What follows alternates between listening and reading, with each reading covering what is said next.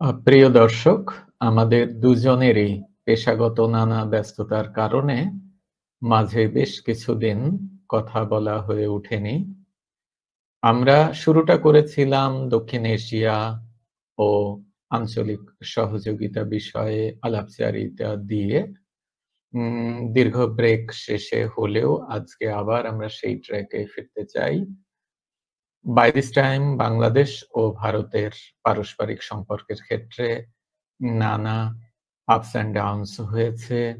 একাধিক turning point রয়েছে বলে আমার মনে হয়।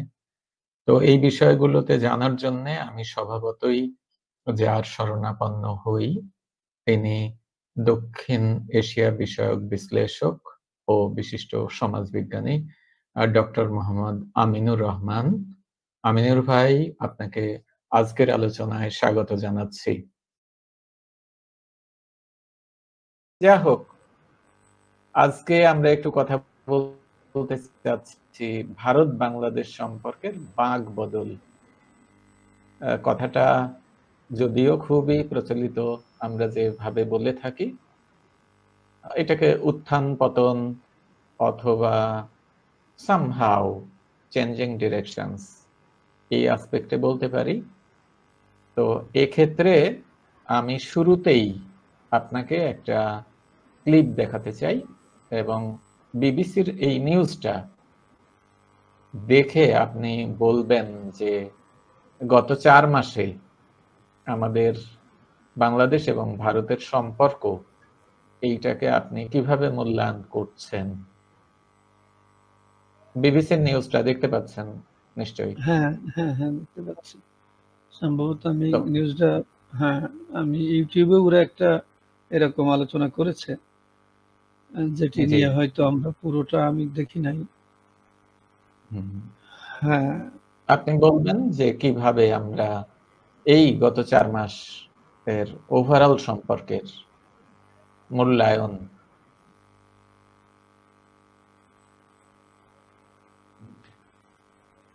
হ্যাঁ, প্রফেসর ডক্টর হামিদ,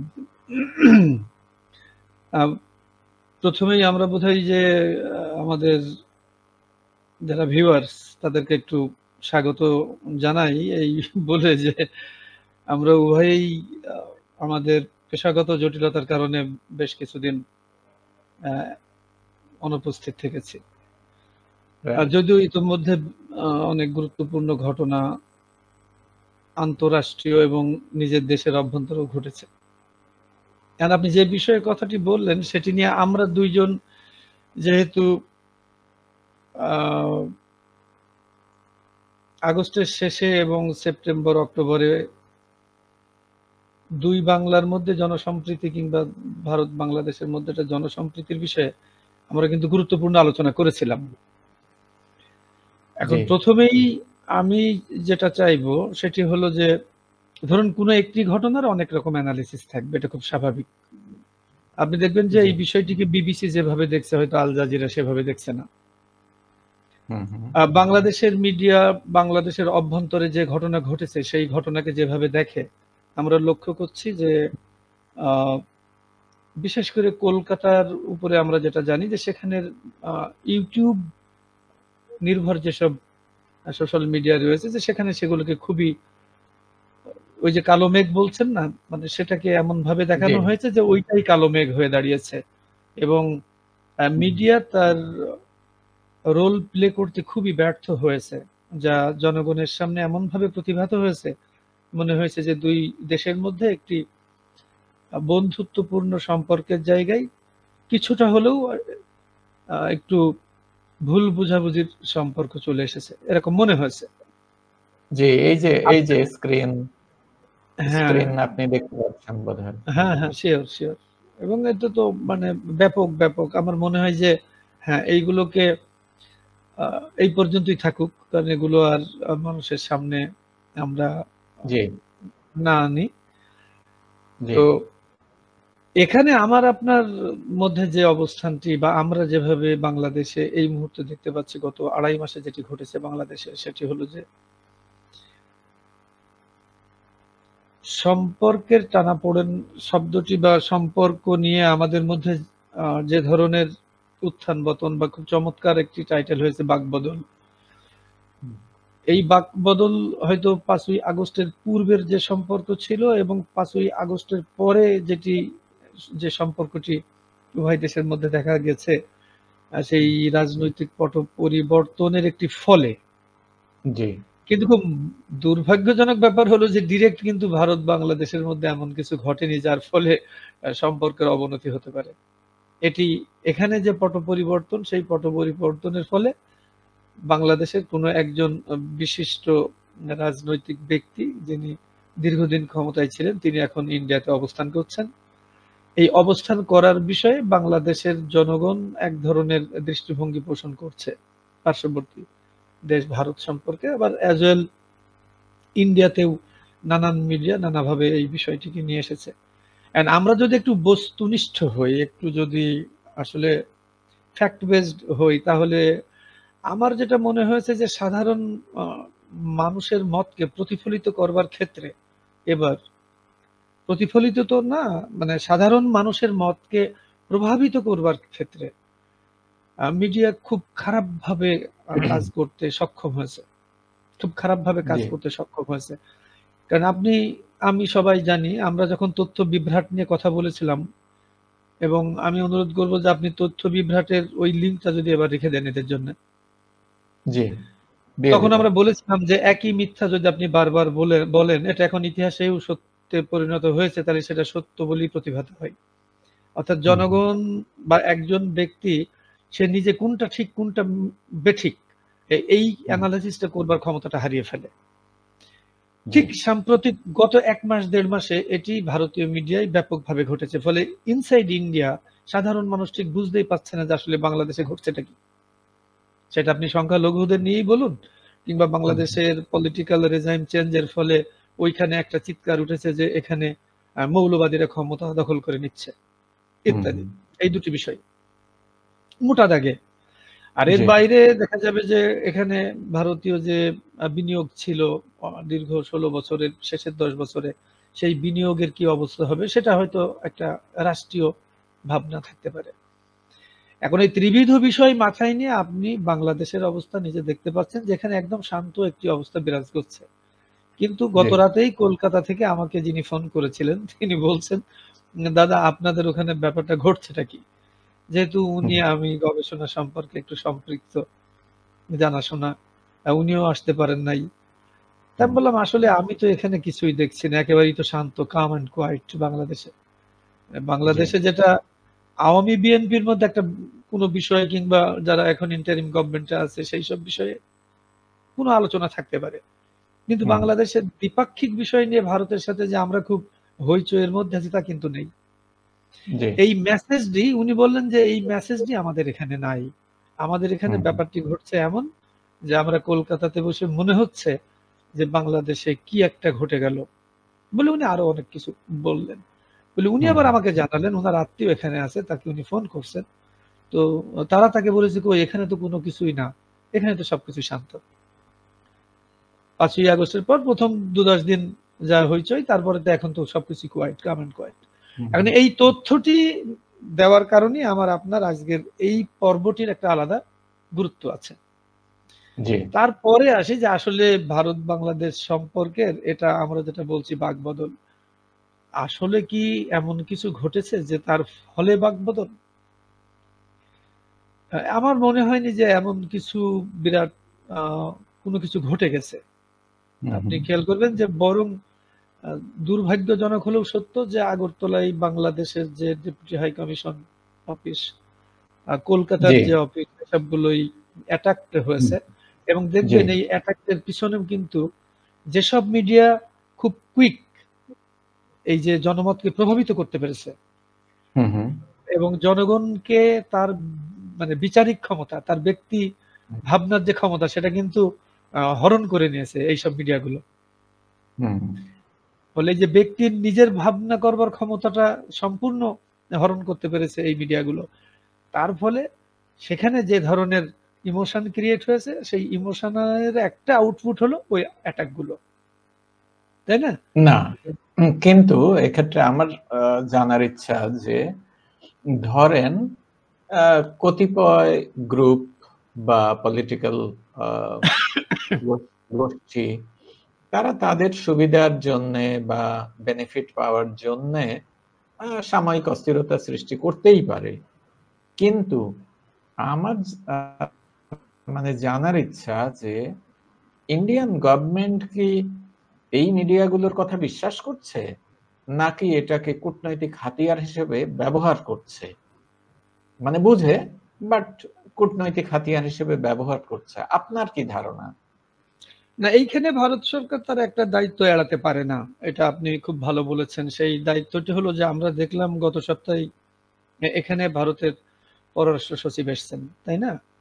জি। এবং পররাষ্ট্র সচিব এসেছেন এবং তিনি বললেন যে ওইসব মিডিয়া, সেটা টিভি চ্যানেল হোক, ইউটিউব খুব বড় ভূমিকা রেখেছে এক্ষেত্রে। জি। ইউটিউব হোক, উনি বলছেন যে এগুলো ওইসব মিডিয়া তাদের ব্যক্তিগত মতামত প্রদান করেছে, এখানে ভারত সরকারের নিজস্ব কোনো মতামত নেই। এটি ভারত সরকারের মতামতকে প্রতিফলিত করে না। এই উনি যে এই একদিক দিয়ে বক্তব্যটা, হ্যাঁ, উনি এই একদিক দিয়ে একদিক দিয়ে ঠিকই বলেছেন। কিন্তু সাথে সাথে হয়তো আমরা এই প্রশ্নটা রাখতেই পারি যে তাহলে ওই মিডিয়াগুলোকে এভাবে অপপ্রচার চালানো বলুন কিংবা প্রোপাগান্ডা চালানো যেটা হচ্ছে, সেটি গভর্নমেন্ট নিয়ন্ত্রণ করছে না কেন, নিষেধ করছে না কেন, বলছে না কেন? তো সেটা দুরকম হতে পারে। যেমন আপনি ইউটিউব যখন চালান, আপনি জানেন যে সেখানে পলিসির একটা বিষয় আছে। যেমন বাংলাদেশে আমাদের ডিজিটাল আইন ছিল, কেউ কিছু বললে সেটাকে আটকে দেওয়া যায়। সেটা ইউটিউবকে না, হয়তো অন্যান্য সোশ্যাল মিডিয়াকে দেওয়া যায়। ওইখানে ওদের সরকার যেটা বলতে চাচ্ছে, সেটা আপনি যেটা বললেন সেটা খুবই কূটনৈতিক। আপনি যেটা বলেছেন ওটাই ঠিক, যে আমরা বলছি না, ভারত সরকার এ ধরনের বিবৃতি দেয় নাই। এটা যারা করেছে তাদের ব্যক্তিগত বিষয়। আর যারা অ্যাটাক করেছে তারা কিন্তু একটি সংগঠিত জনগোষ্ঠী। এর বাইরে কিন্তু প্রচুর লোক আছে, কিন্তু তারা এটা বিশ্বাস করে না, কিন্তু তারা কিন্তু সংগঠিত না। জি জি, এবং এটাকে সমর্থনও করেন না। সমর্থন করে না তারা। ইন্ডিয়াতে যেমন আপনার কথা হয়, আমারও হয়, অনেকে আমাদেরও ফোন দিয়েছে। তো সব মিলিয়ে আপনি যদি একটু নিউট্রালি ভাবি, আমরা যদি একটু নিউট্রালি ভাবি, তাহলে দেখবো যে এটাকে আমি নিজেও বিশ্বাস করি একটা সরকারের দৃষ্টিভঙ্গি থেকে আসেনি। কিন্তু মানে ডেমোক্রেসির দুর্বলতা হলো সে তো আসলে ভোট নির্ভর একটি পদ্ধতির উপরে দাঁড়িয়ে আছে।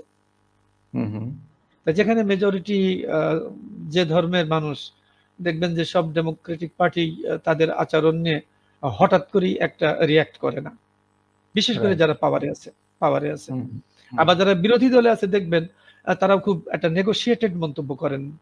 যেমন কংগ্রেসের রাহুল গান্ধী করেছেন, কিংবা পশ্চিমবঙ্গের মুখ্যমন্ত্রী সবশেষ যে ডিপ্লোম্যাটিক ইয়েটা করেছেন, তিনি করেছিলেন যেটা, তাই সেটি কিন্তু আসলে যত না ভারত বাংলাদেশ সম্পর্কের সাথে যায়, আপনি খেয়াল করবেন, সেটি কিন্তু তার থেকে বেশি যায় তাদের অভ্যন্তরীণ রাজনৈতিক কৌশলের কারণে, যে কোন দল অ্যাডভান্টেজ বেশি পাবে বাংলাদেশের উপরে মন্তব্য করে।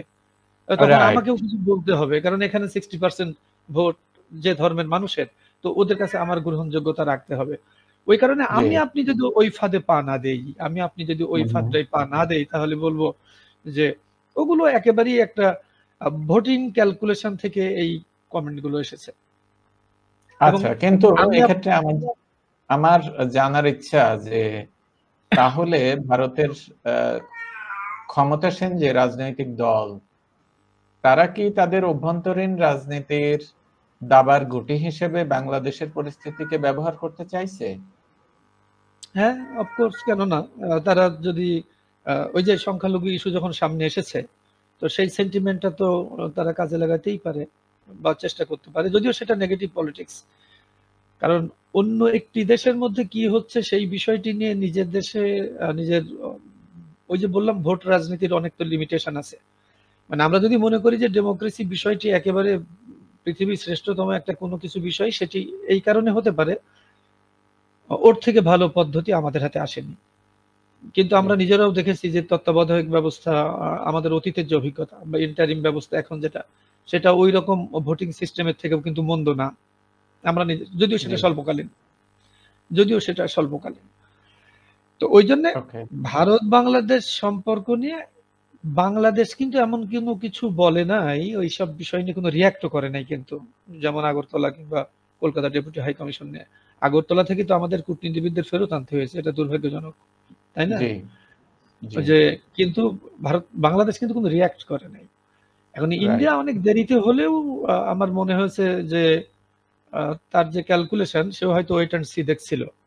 এবং হুম, হুম। শেষমেশ এই সপ্তাহে কিন্তু যখন পররাষ্ট্র সচিব এখানে এসেছেন, আমি নিজেই মনে করি যে সেটা অনেক একটি ইতিবাচক সিদ্ধান্ত, এবং দুই দেশের মধ্যে যে পারস্পরিক সম্পর্ক, সেক্ষেত্রে জি, একটি ইতিবাচকতা মাথায় রেখেই ভারত সরকার পাঠিয়েছে। কারণ বাংলাদেশের ইন্টারিম গভর্নমেন্ট কিন্তু ভারতের পররাষ্ট্র সচিবকে দাওয়াত দেয় নাই, জি। ইনভাইট করে নাই কিন্তু। এটা খুব স্পষ্টভাবে ওকে। কিন্তু খেয়াল করতে হবে। সো এই জি। অনুধাবনটা তাদের ভেতর থেকে এসেছে যে আসলে কোথাও একটা আহ, হুম, হুম। মানে একটা আবেগময় সিদ্ধান্তের দিকে বর্তমান ভারতীয় সরকার কিছুদিন হলেও এবং এখনো হুম। পর্যন্ত কিছুটা হলেও তারা সেটার মধ্যে নিজেদের আটকে রেখেছেন। একটি ওকে। বৃহৎ রাজনৈতিক পরিমণ্ডলে এবং অনেক পরিপক্ক রাজনীতিবিদ যে দেশে আছেন বলে আমরা নিজেরাও মনে করি, অনেক বর্ষিয়ান, অনেক হুম, বিজ্ঞ, হুম। আর সেখানে এতটা ইমোশনাল ডিসিশন আমাকে কিন্তু একটু হতাশ করেছে। হতাশ করেছে এটা ভারত বা বাংলাদেশ বলে নয়, আমাকে হতাশ জি, জি। করেছে এই জায়গাতে।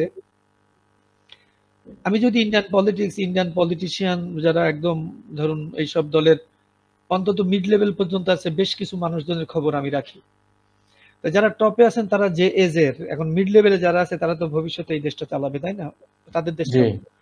তো তারা কিন্তু এখন যারা একদম সিনিয়র এতটা ম্যাচিউরড না, তারা কিন্তু এতটা ম্যাচিউরড না, যেটা বাংলাদেশেও তাই। দেখুন সব সব রাজনীতিবিদ প্রবীণ হয়ে গেছে বলা হচ্ছে, তাই না? হুম, হুম, এখন কিন্তু হুম। নেক্সট জেনারেশন পাওয়া যাচ্ছে না, সবাই খুব প্রবীণ জি। রাজনীতিবিদ আমাদের। হুম, হুম। তাহলে ভবিষ্যতে কি হবে? এই জন্য যারা প্রবীণ রাজনীতিবিদ, যারা এত পোড় খাওয়া মানুষ, এত অভিজ্ঞতার ভেতর দিয়ে এসেছেন, তারা খুব চটজলদি এমন ভাবে যে রিয়াক্ট করলেন, সেটিকে আপনি বুদ্ধিবৃত্তিক জায়গা থেকে হাততালি দেওয়ার মতো নয়। ওকে। এটা এবার না, অলরাইট, গট ইউর পয়েন্ট। এখন কথা হলো যে সেন্ট্রাল গভর্নমেন্টের অবস্থা না হয় বুঝলাম। কিন্তু এই যে পশ্চিমবঙ্গ এবং ত্রিপুরার মুখ্যমন্ত্রীরা, তারা যেভাবে স্টেটমেন্ট দিয়ে দিলেন, এইটা কি না বুঝেই করলেন, নাকি ওনারাও আবার কাউন্টার গেম খেললেন? আপনার কি মনে হয়? এখন দেখুন, আমি খুব খোলামেলা, আমি আহ, আগরতলা নিয়ে বলবো না, আমি যদি পশ্চিম বাংলা নিয়ে বলি, হ্যাঁ, চিফ মিনিস্টারের বিষয়টি। না, না, না, আগরতলাটাও কিন্তু দেখেন তার স্টেটমেন্ট। হ্যাঁ, তখনও দেখেছি তো। হুম, আমি হুম। একেবারে বলছি, একদম ব্যক্তি ব্যক্তি না বলে জি। ওভারঅল মানে অবস্থা হয়েছে কি যে আপনি একই বনে হাতি থাকবেন না সিংহ থাকবেন, হুম, মানে একই বনে দুই রাজা তো হয় না, সিংহ বা বাঘ, হুম। কে জি। থাকবেন ডেমোক্রেসিতে, এটা খুব দুর্ভাগ্যজনক। হুম। যে আর ইন্ডিয়ান ডেমোক্রেসি নিশ্চয়ই বাংলাদেশের থেকে একটু কমপ্লেক্স এই কারণে, তাদের পলিটিক্যাল যে ফ্যাব্রিকেশন, যেহেতু সেন্ট্রাল হুম, এবং স্টেট রাজ্য দুটি হুম, বিষয় রয়ে গেছে সেখানে, ফলে সেন্ট্রালে যারা আছে তারা এক দলের, এবং রাজ্যে অনেক রাজ্যে আছে দেখা যাবে সেন্ট্রাল গভর্নমেন্টের ওই হুম, হুম। রাজনৈতিক দলটি নয়, যেটা পশ্চিমবঙ্গে আছে। কিন্তু জি। আপনি জানেন যে আগরতলায় একই দল আছে, সেন্ট্রাল এবং আগরতলা, যারা এবার হুম, ত্রিপুরায় ক্ষমতায় আসছে। তো হ্যাঁ, এখন পশ্চিম বাংলায় যেটি ঘটলো, আমরা খুব চুলচেরা বিশ্লেষণে গেলে বিশেষ করে আমার সাথে অনেকে একমত হবে না। হ্যাঁ, হবে না বলতে দুই একজনের সাথে আমার যে টেবিল টক হয়েছে, তারা বলছে যে আমরা তো উম, এই আঙ্গিকে ভাবতেই পারি নাই আপনি যেভাবে বলছেন। এবং আমাকে একজন এই বলেছে খুব হাসতে হাসতে যে আমাদের মিডিয়াতেও তো এটাকে যেভাবে ব্যাখ্যা করা হয়েছে আপনার তো আশেপাশে নাই সেটা। সেটা এই যে আমার মনে হয়েছে যে chief minister of West Bengal যখন বাংলাদেশের বিষয়ে কোনো একটি স্টেটমেন্ট দিয়েছেন, হ্যাঁ, জি, প্রফেসর সাহেব যখন জি। একটা স্টেটমেন্ট দিয়েছেন, আমার মনে হয়েছে সেই স্টেটমেন্টে তিনি ইন্টারনাল পলিটিক্সে তার যে কূটনৈতিক প্রজ্ঞা সেটি তিনি ব্যবহার করেছেন সেখানে বাংলাদেশ যত না বিষয়। ওকে। কারণ তখন লক্ষ্য করা যাচ্ছিল যে তার যে একদম কম্পিটিটর যে রাজনৈতিক দলটি তারা দলবল নিয়ে বাংলাদেশে ঢুকে পড়বে এরকম ঘোষণা টোষণা দিয়েছিলেন। জি, এখন সেখানে অনেকেই পার্সোনাল আলাপে বলছে যে আমাদের দেশে মুভমেন্ট চলাকালে মমতা ব্যানার্জির যে স্টেটমেন্ট ছিল এইটা তো তার জাস্ট অপোজিট। তো তাহলে উনি কি দৃষ্টিভঙ্গি বদলে ফেললেন নাকি এটা part of the political game? না, ওই জন্য বললাম যে আমি যেভাবে এই বিষয়টিকে বুঝেছি, হ্যাঁ, আমরা যদি ছবিটাকে এখন সরাই দিই, আমি আপনি আলোচনায় আসলে ভালো হবে যে আমরা যেভাবে বিষয়টিকে আমি যেভাবে বুঝেছি, যেহেতু আপনি যদি একেবারে আমার দৃষ্টিভঙ্গিটি চান, তাহলে আমার মনে হয়েছে যে উনি খুব বড় একটি কূটনৈতিক খেলা গত 2 সপ্তাহ আগে উনার পার্লামেন্টে দাঁড়িয়ে খেলেছেন, যে খেলায় উনি উনার অপোনেন্টকে পুরোটাই পরাভূত করতে পেরেছেন, বাংলাদেশকে নয়। বিষয়টা উনি বাংলাদেশকে সামনে নিয়ে বলেছেন, কারণ হলো তার অপোনেন্ট একটি রাজনৈতিক দল লোকজন নিয়ে নানান মানে আপনার কর্মসূচি দিয়েছিল যে তারা বাংলাদেশের বর্ডারে আসবে বা বাংলাদেশে ঢুকে পড়বে ইত্যাদি ইত্যাদি।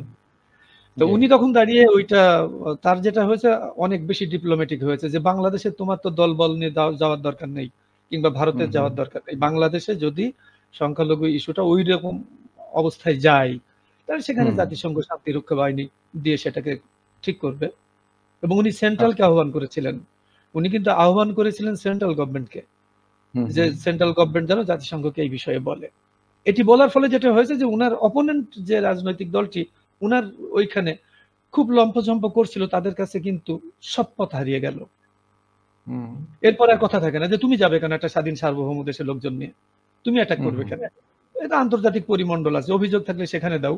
তারা শান্তিরক্ষা বাহিনী পাঠাবে না জাতিসংঘের স্পেশাল কোনো একটা ফ্যাক্ট ফাইন্ডিং কমিটি পাঠাবে, তারা রিপোর্ট করবে, সেটা দেখা যাবে। কারণ এই অভিজ্ঞতা ইন্ডিয়ার তো কম না। এই অভিজ্ঞতা তো আপনি গুজরাটে এইটা গোধরায় ঘটছে, এটা কাশ্মীরে ঘটেছে, এটা সেভেন সিস্টার্স এর অভিযোগ আছে। বলে ভারত তো ধোয়া তুলসী পাতা না, সে জানে তো নিজেই, সে জানে তো। এখনো তো কাশ্মীর বিষয়ে তো জাতিসংঘের রিপোর্ট আছে, সেই 47 পর থেকেই আছে। তো সে তো নিজেও জানে এটা। ফলে মমতা ব্যানার্জি যেটা করেছেন সেটা আমার অ্যানালিসিসে সেটি নট ফর বাংলাদেশ। উনি অভ্যন্তরীণ রাজনীতিতে তার যে কাউন্টার আর তাকে কাউন্টার দিতে চেয়ে বাংলাদেশকে ব্যবহার করেছেন এবং উনি এত সুতীক্ষ্ণভাবে তার এই রাজনৈতিক প্রজ্ঞাটি কাজে লাগাতে পেরেছেন যে ওনার অপোনেন্টের এই মুহূর্তে এই বিষয়ে কোনো রাজনীতি নাই। যদিও রাজনীতি থামেনি, যদিও রাজনীতি থামেনি না, কিন্তু এই কথার পরে এখন যেটা করছে ওটা গায়ের জোরে, ওইটা দিয়ে আর কিছু হবে না, ওটা ভোতা হয়ে গেছে। কারণ তাহলে এখন তাকে মমতা ব্যানার্জির ভয়েসকে সমর্থন করতে হবে যে হ্যাঁ উনি তো ঠিকই বলেছেন, তাহলে জাতিসংঘে আমি মোদিজিকে অনুরোধ করছি, আপনি জাতিসংঘে অনুরোধ করেন, খেয়াল করেন, ঠিক আছে? তাহলে কিন্তু আবার তার আর রাজনীতি থাকে না, তাকে তখন মমতাকেই সমর্থন করতে হয়। সো ওই আলোচনাটা আমরা খুব দীর্ঘায়িত না করে এটুকু বলি যে আমার মনে হয়েছে যে ওইটা একটা ডিপ্লোম্যাটিক হিউজ একটা diplomatic statement chief minister of West Bengal দিতে পেরেছেন, হিউজ ডিপ্লোম্যাটিক, যেটাই তার অভ্যন্তরীণ রাজনীতিতে তার যে অপোনেন্ট তার রাজনৈতিক প্রজ্ঞা নিয়ে আমি কোনো কথা বলবো না, কারণ সে তো মমতা ব্যানার্জির সৃষ্টি। আর এগুলো দলবদল করা রাজনৈতিক নেতা, এদের নিয়ে খুব বেশি কথা বলার দরকার পড়ে না। এই কারণে এরা ক্ষমতায় যারা থাকে তাদের কাছেই থাকতে পছন্দ করে, আর এটা তাদের অভ্যন্তরীণ ব্যাপার। আমরা শুধু বলি এইটুকু যে বাংলাদেশে এমন কোনো কিছু ঘটেনি, বরং আমি বলবো যে হ্যাঁ বাংলাদেশে এমন কিছু ঘটলে সেখানে আন্তর্জাতিক মহল এসে দেখতে পারে, হোয়াই নট। আমরা তো যদি বলেই আমার মনে হয় না ইন্টারিম গভর্নমেন্ট বলবে যে তোমাদের আসার দরকার নেই। আসলে শোনেন, আপনার যদি সৎ সাহস থাকে যে আমার এখানে কিছু ঘটেনি, তো তুমি বিবিসি সাংবাদিক আসো, তুমি সারা পৃথিবীর সাংবাদিক আসো, দেখো আদতে তো এখানে কিছু ঘটেনি। রাইট, তার প্রমাণ তো আমাদের প্রধান উপদেষ্টা ওপেন ইনভাইট করলেন না? হ্যাঁ, সাংবাদিকদের ওপেন ইনভাইট করেছিলেন যে ইন্ডিয়ার জার্নালিস্টদের পাঠান, তারা এসে দেখুক যে কি ঘটছে এখানে। এবং কিছু ওকে। সাংবাদিকও তো বলেছে ওয়েস্ট বেঙ্গলের, কিছু জি। সাংবাদিকও কিন্তু ওয়েস্ট বেঙ্গলের বলছে, আমাদের কিন্তু বলছে, আপনার সাথে হয়েছে, আমার সাথে কথা হয়েছে যে তারা আগ্রহী যে ৮-১০ জন নিয়ে তারা আসবে, দেখবে, আসতেই পারে, তারা দেখতেই পারে। মানে তারা যারা বলছে তারা কিন্তু এটাই বিশ্বাস করে না যে বাংলাদেশে কিছু ঘটছে, কারণ তাদের আত্মীয় স্বজন আছে এখানে এবং তারা এখানে ফোন দেয়, খবর শোনে, এবং তাদেরও প্রশ্ন ওই যে তাহলে কেন এই ধরনের প্রোপাগান্ডা চালানো হচ্ছে। তো ফলে এটা প্রোপাগান্ডা, এটা আমরা বাংলাদেশের অভ্যন্তরে বসে দেখতে পাচ্ছি, এটা প্রোপাগান্ডা, এবং এই প্রোপাগান্ডাটি কোনোভাবেই সমর্থনযোগ্য নয়। সেটি বাংলাদেশের গভর্নমেন্ট বারবারই একাধিকবার প্রতিবাদও করেছে যে এই বিষয়টি ভুল এবং মিথ্যা তথ্যের উপরে যাচ্ছে। এটাই। এই প্রসঙ্গে আমি আপনাকে আরেকটা বিষয় একটু লিংক এখনই করে নেই হামিদ ভাই। জি, professor Hamid. G.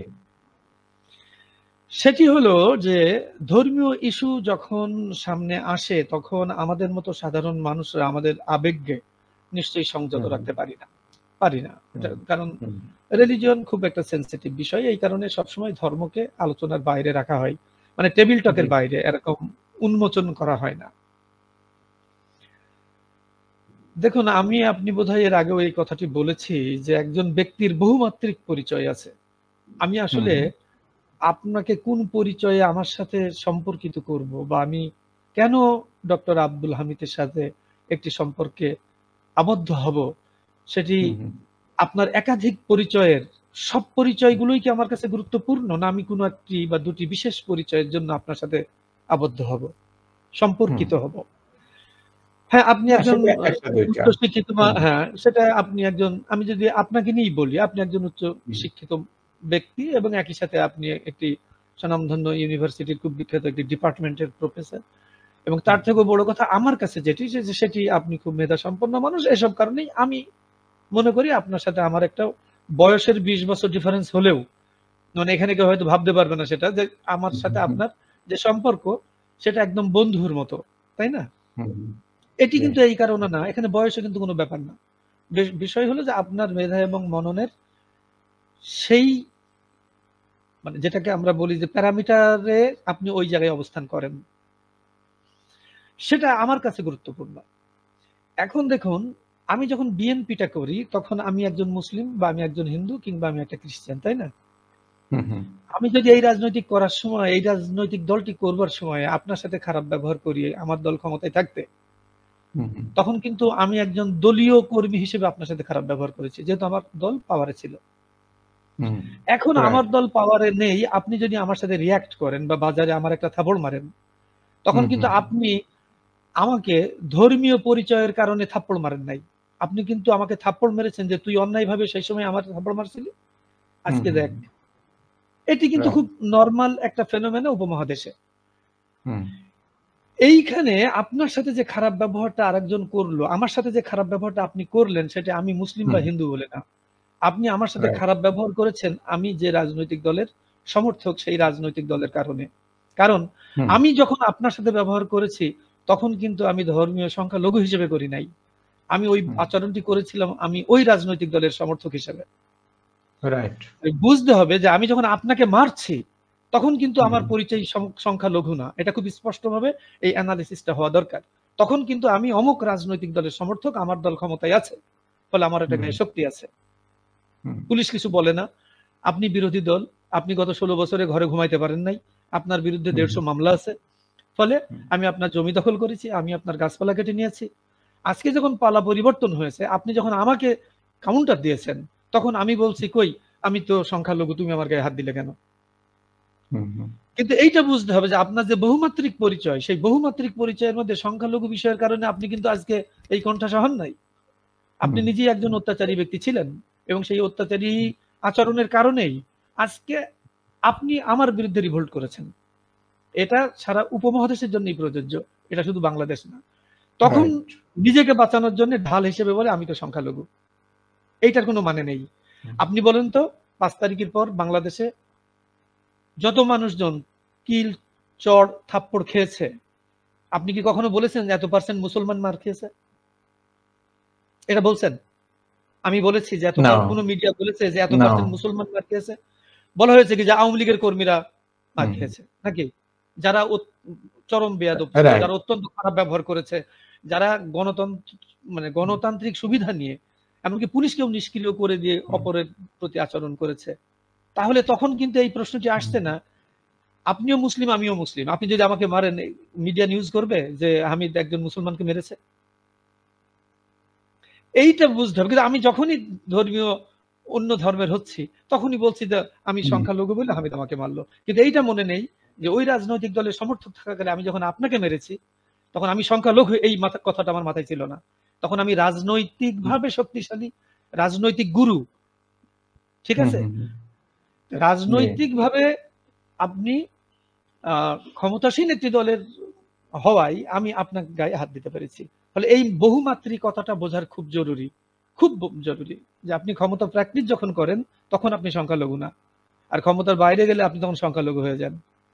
This is not fine at all. Defence, এইটা খুব মনে রাখতে হবে যে আপনার এইটা খুব ইম্পর্টেন্ট আমাদের বোঝার জন্য। ওকে, এখন আমাকে আপনি শুরুর দিকে একটু টাচ করেছিলেন, বাট আমার খুব এই বিষয়টাতে খুবই আমি অবাক হয়েছি, সেটা হলো ভারতীয় রাজনীতিবিদ বা বিশেষত কেন্দ্রীয় নীতি নির্ধারণে যারা থাকেন তাদেরকে আমরা অত্যন্ত প্রাজ্ঞ, বিজ্ঞ, মেধাবী বলেই জানি। হ্যাঁ, কিন্তু প্রতিবেশী একটি রাষ্ট্রের সরকারের পরিবর্তন এটা কিন্তু খুব স্বাভাবিক একটা ঘটনা, হতেই পারে, ঘটতেই পারে, কিন্তু সেইটাতে ওনারা যেভাবে রিয়্যাক্ট করলেন এবং টিল নাও, মানে এক সপ্তাহ আগে পর্যন্ত যেভাবে ধরে রাখলেন, এতে কি সেই বিশ্বাসে একটু চিড় ধরে না? না, বাংলাদেশের চায়ের দোকানদারও তো এখন বলে যে আসলে বিগত প্রধানমন্ত্রীর ব্যাপারে ভারতের এত দরদ কেন, বিষয়টা কি? মানে এটা খুব অদ্ভুত ব্যাপার হয়ে গেছে কিন্তু একটা, যে আমাদের দেশের অভ্যন্তরীণ বিষয়ে যে কোনো দেশেই পৃথিবীতে পরিবর্তন হতে পারে, বিপ্লব হতে পারে, বাই ব্যালট হতে পারে, কোথাও কোথাও সামরিক বাহিনীও ক্ষমতা নিতে পারে, তার ফলে পার্শ্ববর্তী একটি দেশ সেটা নিয়ে চুপচাপ বসে থাকবে এবং পূর্ববর্তী সরকার যারা ছিলেন তাদের ব্যাপারে কান্নাকাটি করবে।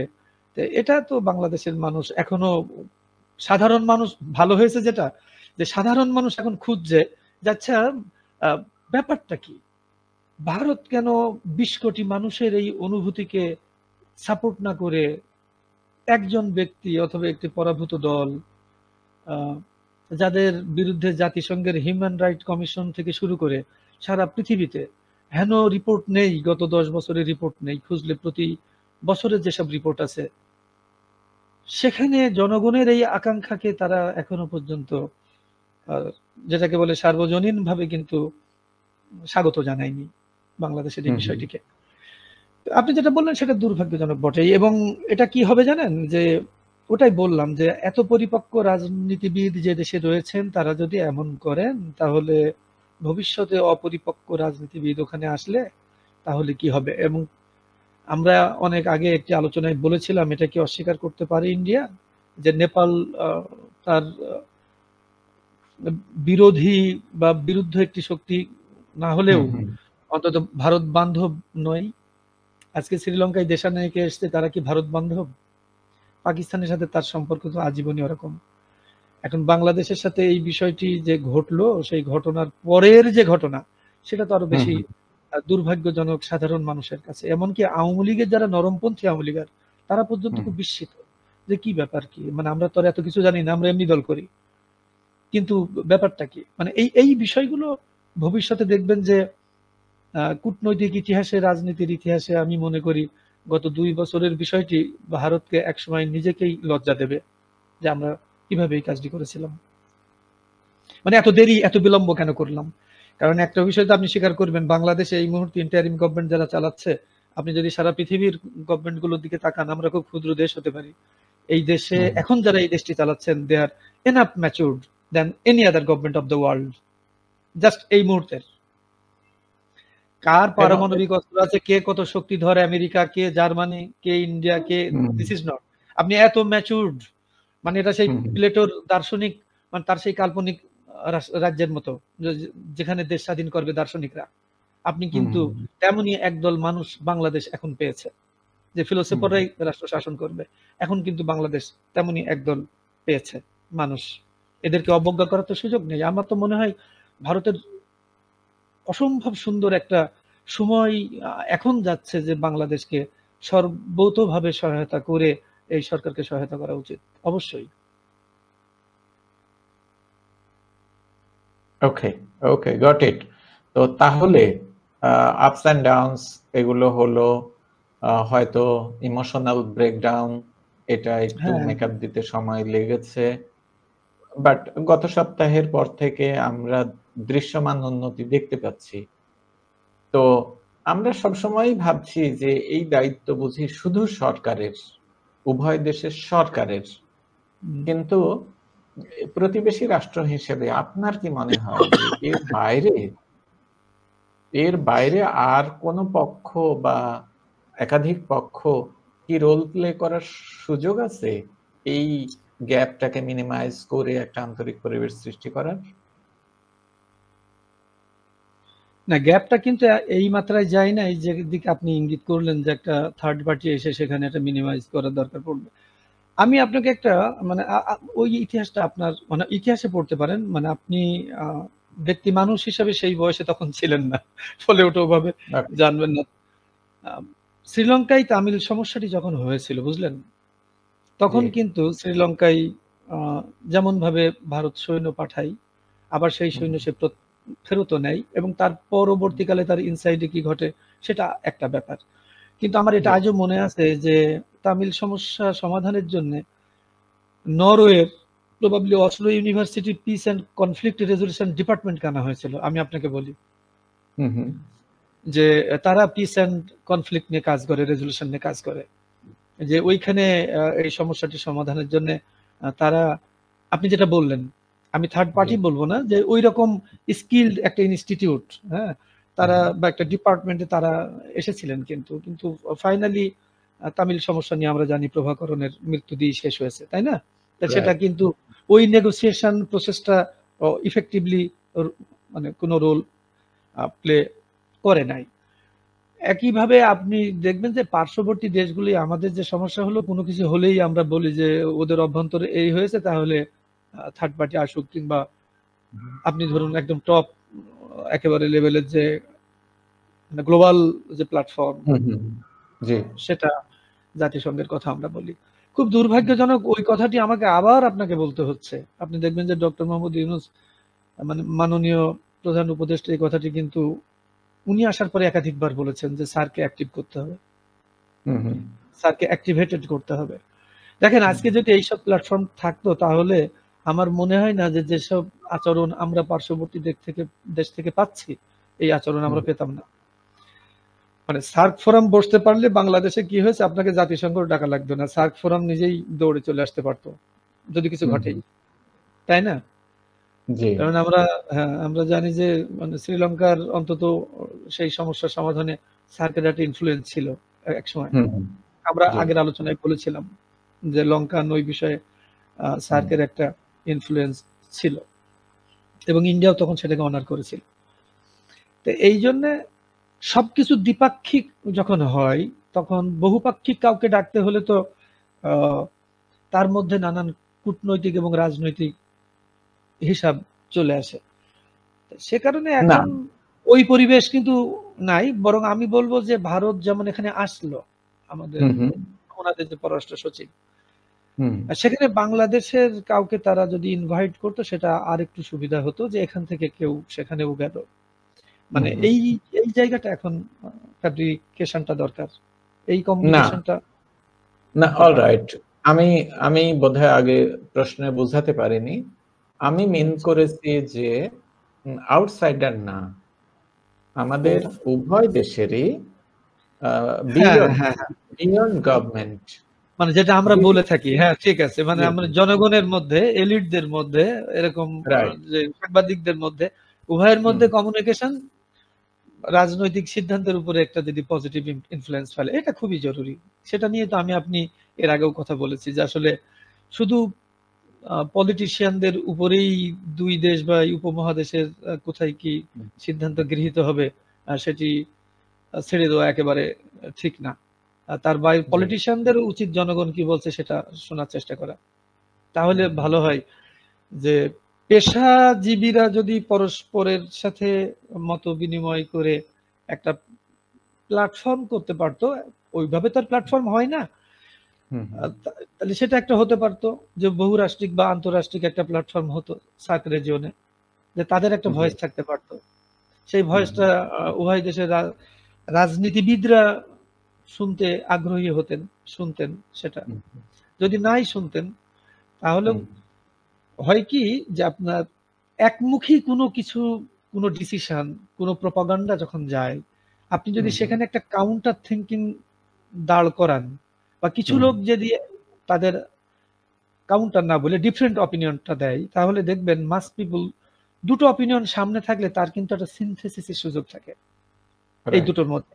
কিন্তু আপনি যদি কাউকে কিছু বলতেই না দেন, শুধু একপাক্ষিক কথাই যদি যায়, তাহলে সাধারণ জনগণের তো এই দায় নেই, তার তো দৈনন্দিন জীবনযাপন যে পরিমাণ কষ্টকর, সে তো আসলে এগুলোর উপরে নির্ভরশীল। মিডিয়া কি বলছে, আমি আপনি কি বলছি, কোন টিভি নিউজ বলছে, কিন্তু তারা যদি ভুল বলে সেই দায়বদ্ধতার জায়গাটা খুব দুর্ভাগ্যজনক। তখন আর সাধারণ জনগণের কিছু করার থাকে না। তো সেই জায়গাতে আমরা যেটা আপনি একটা সুন্দর বাংলা দিয়েছিলেন যে জনসম্প্রীতি, উভয় দেশের জনসম্প্রীতি। তা আমি মনেই করি যে অবশ্যই বাংলাদেশের সাংবাদিক এবং আমি খুব জোর দিয়েছি কিন্তু একসময় আপনাকে বলেছি যে ওয়েস্ট বেঙ্গল অর্থাৎ এই এবং ত্রিপুরার কথা বলেছিলাম যে ভারতের উচিত যে ভারত যখন, এবং আমি বাংলাদেশের একটা অনলাইন পত্রিকাতেও লিখেছি কিন্তু ওই টকশোর পরে, আমার আপনার এই আলোচনার পরে, যে ভারতের উচিত বাংলাদেশে যখন তারা কোনো ডেলিগেট পাঠায়, কোনো এনভয় পাঠায়, একটা দল পাঠায়, তার মধ্যে অবশ্যই যেন বাংলা ভাষাভাষী এক্সপার্ট থাকে। কারণ বাংলা ভাষাভাষীরা যেভাবে এই উভয় রাষ্ট্রকে, উনি যদিও ভারতের প্রতিনিধি হয়ে আসবেন কিন্তু তার মধ্যে একটা এক্সট্রা ফিলিং কাজ করবে এবং আমাদের বুঝতে তার সুবিধা হবে অনেক। হ্যাঁ, এবং এক্ষেত্রে বলি যে আমার একটা আন্ডারস্ট্যান্ডিং, তাহলে যতজন বাংলাদেশি এই রাজ্যগুলোতে যায় তারা কিন্তু টাকা দিতে যায়, এটা যে পারপাজেই হোক তারা টাকা দিতে যায়। তো তাহলে তাদের ভিসা বন্ধ রেখে বা তাদের যাতায়াতে কড়াকড়ি করে আসলে সরকার কি অর্জন করতে চাচ্ছে, ইন্ডিয়ান গভর্নমেন্ট? আপনার কি মনে হয়? না, আমি আপনি ঠিক, আপনি অথবা আমি আমাদের দেশের হয়তো পত্রিকা, সাধারণ মানুষ যারা ইন্ডিয়ামুখী, ইন্ডিয়ায় যায়, সেটা ট্রিটমেন্ট হতে পারে, বেড়াতে হতে পারে, আত্মীয় স্বজনও তো প্রচুর আছে মানুষজনের, সেটা করতে। হ্যাঁ, আর শপিং তো একটা বড় ফ্যাক্টর ছিল। শীতকালে তো ব্যাপক একটা শপিং এর ব্যাপার আছে। এই মৌসুমটা কিন্তু খুব পিক। আমি এমনিতে এইভাবে মনে করি না যে মানে আমি ব্যক্তিগতভাবে আমি কখনো বলবো না ভারত কেন ভিসা দিচ্ছে না, সে দিক, এটা তার ডিসিশন, সে দেবে কি দেবে না, এটা it does not mean at all to me. এটা আমি কখনো বলবো না। আমি অন্যদিকে আমি আমার কিউরিওসিটির জায়গাটা হচ্ছে যে আমি ওইটাই করতে চাচ্ছি না, আমি ওইটাই লিংক করছি আপনাকে, যে সেটা হলো যে গত 2-3 বছরের হিসাব যখন আমরা লক্ষ্য করলাম যে ইন্ডিয়াতে, ইন্ডিয়ান ইকোনমিতে বাংলাদেশ একটা হিউজ রেমিটেন্স বাংলাদেশ থেকে তারা নিয়ে যায়। যখন প্রথম এই রিপোর্ট হয় আমি চমকে উঠি, আমি বিশ্বাস করতে আমার কষ্ট হচ্ছিল যে আমাদের ছোট ইকোনমি থেকে এত রেমিটেন্স কিভাবে যাবে। তারপরে সেই রেমিটেন্স সেখানে যায়। এবং আপনি একটা কথা আমাকে হয়তো কখনো এই মিডিয়াতে বলতে দেন নাই, আমি নিজেই বলি যে আমি এডিবির যে প্রজেক্টে ঢাকাতে কাজ করেছি সেখানে 74 জন কি বলবেন সব এক্সপার্ট, তো 74 জন এক্সপার্টের মধ্যে তো 44 জন ইন্ডিয়ান ছিল, এবং যারা একজনের বেতন আছে $32,000 পার মান্থ। ঋণ কিন্তু বাংলাদেশের, কাজ আমাদের এখানে, সব এখানে। তো বিষয় খেয়াল করেন যে এরকম অনেক প্রকল্প আছে যেখানে অনেক ইন্ডিয়ান এক্সপার্ট এখানে কাজ করেন। সেটা গত সপ্তাহে আপনি জানেন যে আমাদের এখানে বলা হয়েছে যে প্রচুর অবৈধ ভারতীয় বাংলাদেশে কাজ করেন, যারা ট্যুরিস্ট ভিসায় এসে কাজ করেছেন। আমরা ওই দিকে না যাই, আমি শুধু এটা বলি যে inside India Bangladesh medical tourism থেকে শুরু করে নর্মাল ট্যুরিজম এবং অন্যান্য নানান বিষয়ের মধ্যে বাংলাদেশের জনগণ যে ওখানে ঘোরাফেরা করতে যায়, ভারতবর্ষ তো একটা বিরাট ব্যাপার, সেখানে দেখবার অনেক কিছু আছে, মানুষ যায় দেখে। এবং আমি দেখেছি প্রচুর মানুষের বন্ধু বান্ধব তৈরি হয়েছে এই যাতায়াতের মধ্য দিয়ে, বেঙ্গলের বাইরেও নন বেঙ্গলিদের সাথে। তো ফলে তাদের ইকোনমিতে বর্ডার বেল্টে তাদের ইকোনমিতে যে ফ্লো আছে সেই ফ্লো এখন কিছুটা প্রতিভাত হয়েছে, যে বাংলাদেশিরা না যাওয়ায় বর্ডার বেল্টে তাদের যে ডেইলি যে ইকোনমিক ফ্লো সেটা 50 কেন 60 থেকে 70% রেডিউসড হয়েছে এখন এই মুহূর্তে। এবং সেটা আপনি পশ্চিমবাংলার বিশেষ করে কলকাতা শহরের দোকানপাট এটা ওটার উপরে যেসব চিত্র আসছে সেটা নিয়েও আপনি দেখতে পারবেন। ফলে এই জায়গাটা উভয়েরই আমার মনে হয়েছে যে লস, এটা কোনো একটা সন্দেহ নেই। রিপোর্টে দেখলাম যে fourth largest sources of remittance income, হ্যাঁ, ইন্ডিয়ার, সেটা বাংলাদেশ থেকে যায়। হ্যাঁ হ্যাঁ, আমি ওইখান থেকে একটু সরে এসেছি এখন, ওইটা তো বললামই। তো এখন এইখানে সীমান্তবর্তী যে রাজ্যগুলো বাংলাদেশের সাথে আছে, ধরুন তিনটের কথা যদি বলি আমরা, এদিকে কলকাতা, ওদিকে আসাম, আর ওইখানে আমাদের ত্রিপুরা, তাই না? এই তিনটে যদি আপনি দেখেন, যেহেতু কলকাতা আমার একটু বেশি কনসেন্ট্রেশনের এরিয়া, তো তাহলে দেখবেন যে ওইখানে এখন নিউ মার্কেট বলেন, মার্কুইজ স্ট্রিট বলেন, নানান জায়গাতে যাদেরকে আমরা চিনি শুনি, বা যে হোটেলে আমিও থেকে এসেছি, দেখবেন যে এখন তারা বলছে যে 98% অকুপেন্সি নাই। এই যে ছবিটা, হ্যাঁ হ্যাঁ, এই তো আপনি দিয়ে এসছেন, এই যে মার্কুইজ স্ট্রিটের, হ্যাঁ, মার্কুইজ স্ট্রিটের ব্যবসা বন্ধ। এর ফলে হয়েছে কি যে ওয়েস্ট বেঙ্গলের ইকোনমির উপর একটা বড় ধাক্কা এসেছে। বাংলাদেশের এই পর্যটন খাত বলুন বা এই ভিসা বন্ধের ফলে মানুষ না যাবার ফলে, সেটা মেডিকেল ট্যুরিজম থেকে শুরু করে যাই ঘটুক না কেন, আর সবকিছু মিলিয়ে। এবং এই বিষয়টি সীমান্তবর্তী রাজ্যগুলোর উপরে একটি অর্থনৈতিক দিক দিয়ে নেগেটিভ একটা ইম্প্যাক্ট ইতোমধ্যেই ফেলেছে, নো ডাউট, ইতোমধ্যেই ফেলেছে। এখন সেন্ট্রাল গভর্নমেন্ট সেটাকে কিভাবে বুঝছে আর স্টেট গভর্নমেন্ট কিভাবে সেটি নিচ্ছে সেটা একটা কথা, এটা ব্যাপারটি ওই জায়গায়। কারণ তাদের তো যেহেতু দ্বিরাষ্ট্রীয় ব্যবস্থা, ওইখানে আমাদের মতো তো এরকম একটা ইউনিফর্ম গভর্নমেন্ট সিস্টেম না, এই কারণে। তবে সন্দেহ নেই বাংলাদেশের সাথে সীমান্তবর্তী এই সমস্ত ভিসা সেন্টার সবকিছু যাতায়াত বন্ধ হওয়ার ফলে অতি অবশ্যই সেটি ঘটবে। যেমন ধরুন আমি যখন বেনাপোল দিয়ে ইন্ডিয়ায় ঢুকেছি, আমার ব্যাগ দিয়ে ওদের ওই হলুদ দেখবেন একটা হাফ জ্যাকেট পরা, তারা ওই কাস্টমস কর্তৃক অ্যাপ্রুভড, যারা আমাদের মতো লোকজনের ব্যাগ ট্যাগ নিয়ে যায়। তো ওই ছেলেটি আমার কাছে ব্যাগ নিয়ে সে আগেই চলে গেল ব্যাগ নিয়ে, আমি প্রায় ক্লিয়ারেন্স পেয়েছি 1 ঘন্টা পর, মানে কাস্টমসে। তারপরে যখন আমি গিয়ে ভাবছি যে ব্যাগ নিয়ে এই ছেলে গেল কোথায়, একে তো পাবো কিনা, তো যে দেখি যে ও এক জায়গায় অপেক্ষা করছে। আমি যদি একদম ব্যক্তিগত অভিজ্ঞতা বলি, আমি তাকে 100 রুপি দিয়েছি। এখন ধরুন ওই ছেলেটি আমার মতো 20টা লোকের কাছ থেকে যদি 50 টাকাও আয় করতো, তো সেদিন কত আয় করে? এখন বেনাপোল বর্ডারে সবকিছু বন্ধ, তাহলে ওই রকম যদি 50টা ছেলে কাজ করে যারা একদমই প্রান্তিক জনগোষ্ঠীর মানুষ, তার কিন্তু প্রতিদিনের ওই আইটি আর এখন নেই। এখন রাষ্ট্র তো ওইটা বোঝে না, তাই না? আপনি তো একদম মাইক্রো লেভেলে যদি যান, তাহলে এর হিউজ ইম্প্যাক্ট। আপনি যে ভ্যানটিতে চড়ে কলকাতা শহরে ঘুরবেন, যে রিক্সাটিতে চড়ে বাংলাদেশের লোক, আর আমরা জানি যে টুরিস্ট যেসব নগরে টুরিস্ট বেশি যায়, তো সেখানে একটা গ্রুপ তৈরি হয়। আমি ওখানে যাওয়ার পর যে গাড়িটা ব্যবহার করতাম, একটাই গাড়ি কিনেছি, ও কিন্তু প্রতিদিনই হোটেলে আমাকে নিত, মানে হোটেলই তাকে আমাকে কনফার্ম করেছে যে আপনি যাবেন, উনি আপনাকে নিয়ে ঘুরবেন। তো তার যে টাকাটি প্রতিদিন আমি দিতাম বা হোটেল দিত, মানে আমি বলতাম যে আপনারা পে করবেন, আমি আপনাদের দেব। এখন আমাদের মতো কেউ তো নেই, তাহলে ও তার ওই ইনকামটি কোথায়, তাই না? এই জন্য মাইক্রো লেভেলের এই বিষয়গুলো সেটি আমাদের জন্য প্রযোজ্য। ওই দিক থেকেও আমরা 1 লাখ গেলে ওরাও তো 20,000 আসতো, আমাদের জন্য প্রযোজ্য। পরে বর্ডার বেল্টে খুব ইম্প্যাক্ট করবে ভারতের 10-20 কিলোমিটারের ভেতরে এই বিষয়টি। আর সব থেকে বেশি ইম্প্যাক্টেড হবে কলকাতা শহর, সব থেকে বেশি। গৌহাটি কিংবা আমি জানি না আগরতলায় কি পরিমাণ যাই, আমাদের তো নোয়াখালী, কুমিল্লা, ফেনী ওটা তো আগরতলার সাথে, তাই না? তো নিশ্চয়ই আগরতলায় হ্যাঁ অনেক মানুষ যান, ঢাকা থেকেও ওই যে ওই দিক দিয়ে আখাউড়া হয়ে ট্রেন সার্ভিস আছে, তো ফলে আগরতলায় যাই। তবে কলকাতায় যাওয়াটা আমাদের একটু বেশি, আমরা যারা সাউথের আছি, নর্থের আছি, আমরা তো কলকাতাতে খুব বেশি যাই। ইদানিং শিলিগুড়িও প্রচুর মানুষ গিয়েছে। তো সব মিলিয়ে এখন ভিসাটি যেহেতু রাষ্ট্রীয় সিদ্ধান্ত, তো দুই রাষ্ট্রের মধ্যে এমন কিছু ঘটে নাই সেটা বন্ধ হতে পারে। তবে এইটা ঠিক, আমি মনে করি যে কলকাতার বুদ্ধিজীবীদের কথা বলা উচিত এবং কোনোভাবেই, এবং আমিও আজকে আপনার মধ্যে দিয়ে আমন্ত্রণ জানাবো যে 10 জন না, আপনারা 100 জন 500 জন আসুন, এসে বাংলাদেশ ঘুরে যান, এটা ট্যুরও হবে, আর দেখে যান বাংলাদেশে কোথায় কি ঘটেছে।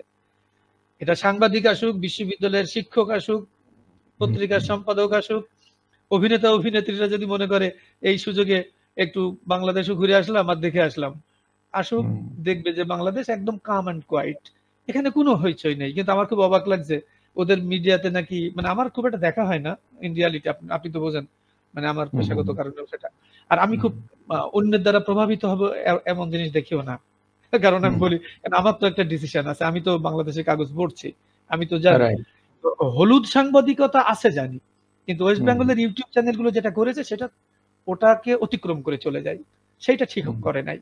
জার্নালিজমের কোনো প্যারামিটারেই তার যে ইথিক্যাল যেসব কনসিডারেশন আছে, যে ইথিক্যাল কনসিডারেশন গুলো আপনি ক্যারি আউট করলে নিজেকে জার্নালিস্ট বলে দাবি করতে পারেন, যারা ওইসব ইউটিউব চ্যানেলে কথা বলেছে তাদের এগুলো কোনোভাবেই যায় না। এবং দুর্ভাগ্যজনকভাবে কেউ কেউ নাকি বাংলাদেশের সার্বভৌমত্ব নিয়েও প্রশ্ন করেছেন, এটা আমরা প্রচন্ড প্রতিবাদ করি। মানে এটা কতটা কমন সেন্স লেস হলে এই ধরনের কথাবার্তা বলা যায়? Of course not. Right, right. আর এক্ষেত্রে আমিনুর ভাই, আসলে নেসেসিটি নোজ নো ল, আমরা জানি। আর আমাদের জনগণ যেহেতু সেখানে পয়সা খরচ করতে যায়, সেহেতু বাই দিস টাইম অসংখ্য বিকল্প বের হয়ে গেছে।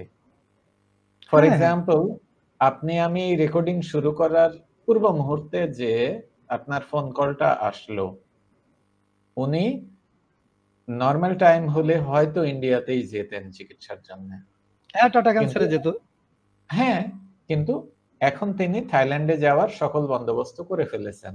হ্যাঁ, পরশুদিন ভিসা পাবে।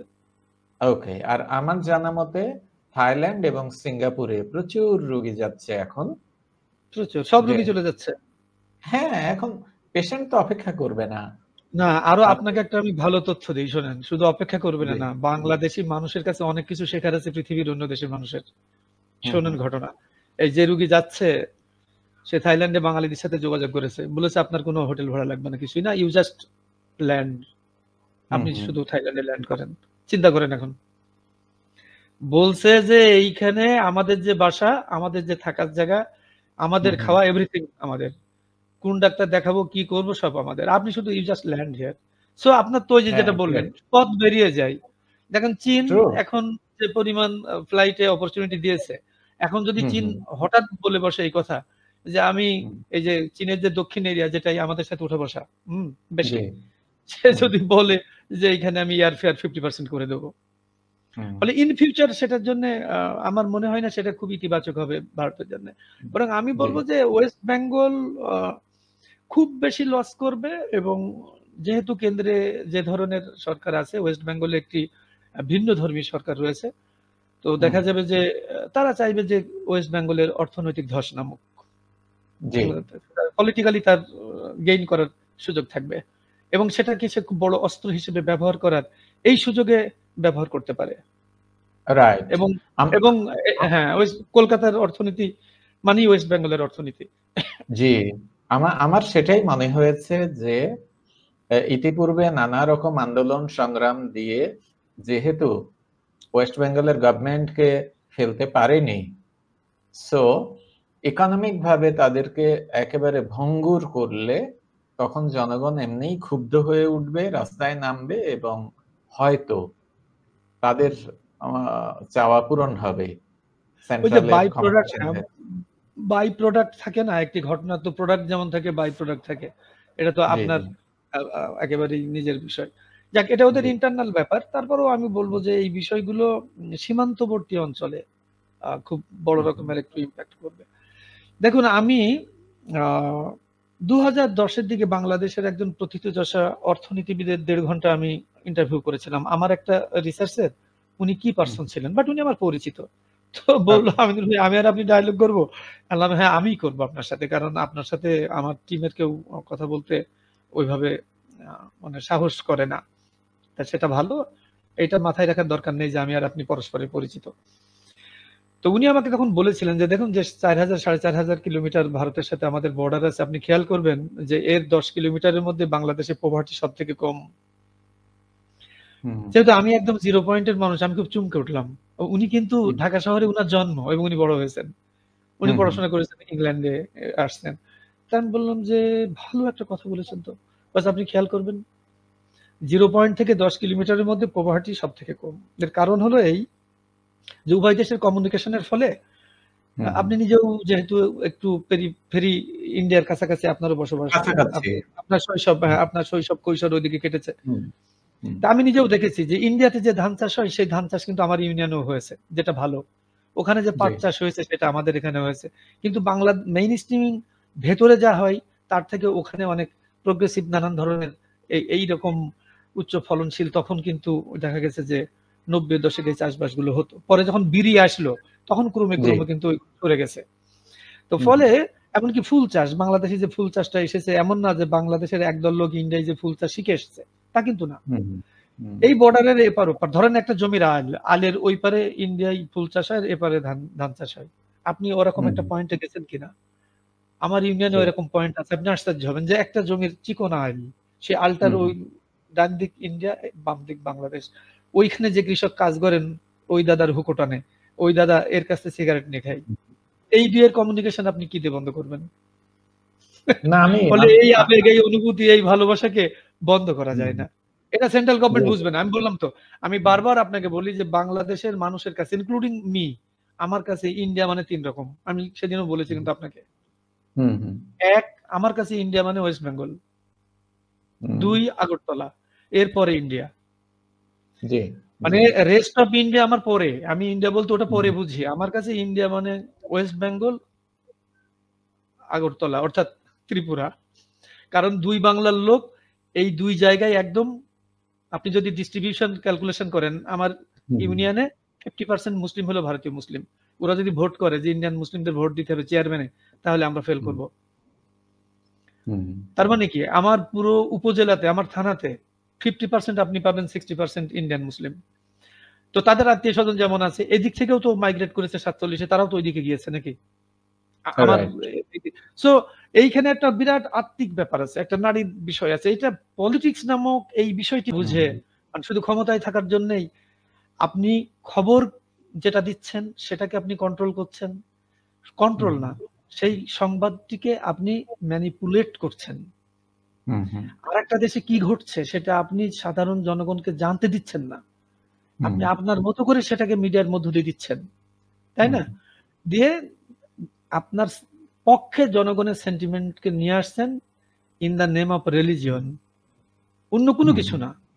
হুম, এই কারণে আমরা মনে করি যে আমাদের মতো সাধারণ মানুষের কথা বলা উচিত, যে রাজাই, রাজাই যুদ্ধ হয় বলে না? আর সাধারণ মানুষের হুম, প্রাণ যায়। তো আমরা যদি রাইট। কথা বলি এবং রাজনীতিবিদরা যদি আমার আপনার সেই কথা শোনেন, এবং আমি, হুম, হুম, আপনিও এটা, যেহেতু আপনারও অনেক বড় পরিমণ্ডলী উঠা বসা, আমি চাইবো ওয়েস্ট বেঙ্গল আগরতলা থেকে অনেক সাংবাদিক বাংলাদেশে আমি ১ম দিন থেকেই দেখতে পাচ্ছি। এটা ওয়েট অ্যান্ড সি। ওই যে আপনিই তো বলেছেন যে টেনশন রিলিজ হলে ধীরে, ধীরে পরিস্থিতি হুম, নরমালাইজ হয়। ওই আগে একটা আলোচনায় আপনি বলছিলেন খুব চমৎকার করে যে জি। টেনশন রিলিজ হলে হয়। এখন দেখবেন যে অনেক স্থিত হয়ে গেছে। সময় যত যাবে ইমোশন তত কমবে, আবেগ কমবে, নতুন ভাবনা হুম, আসবে। এবং অতি অবশ্যই আমি তো সবসময় খুবই আশাবাদী ভারত-বাংলাদেশ সম্পর্ক নিয়ে। আগেও বলেছি হুম, যে এটা, এই সম্পর্ক নিয়ে আ যারা এটাকে নেগেটিভলি দেখেন সেটা আমি বাদই দিচ্ছি। কিন্তু তাদের বলতে হবে যেটা, সেটা হলো যে তারা যদি একটু ইতিহাসের প্রতি সচেতন হয়, দায়বদ্ধ হয়, তাহলেও দেখবে যে এই ২ দেশের মধ্যে বরাবরই কিন্তু খুব চমৎকার সম্পর্ক হুম, ছিল। এমনকি 65 সালে যুদ্ধের আগের সম্পর্ক একটা মাইল ফলক ছিল পাকিস্তান আমলে 1965 এর 6 সেপ্টেম্বরের যুদ্ধ ভারত পাকিস্তানের, এবং তারপরে আরেকটি পরিস্থিতি তৈরি হয়। আবার তারপরে বাংলাদেশ স্বাধীন হওয়ার পরে এ যাবৎকাল যে সম্পর্ক, সেটি কিন্তু খুব মধুর সম্পর্ক, নো ডাউট। এখন 5 তারিখের পরে যেটা হয়েছে, এটাকে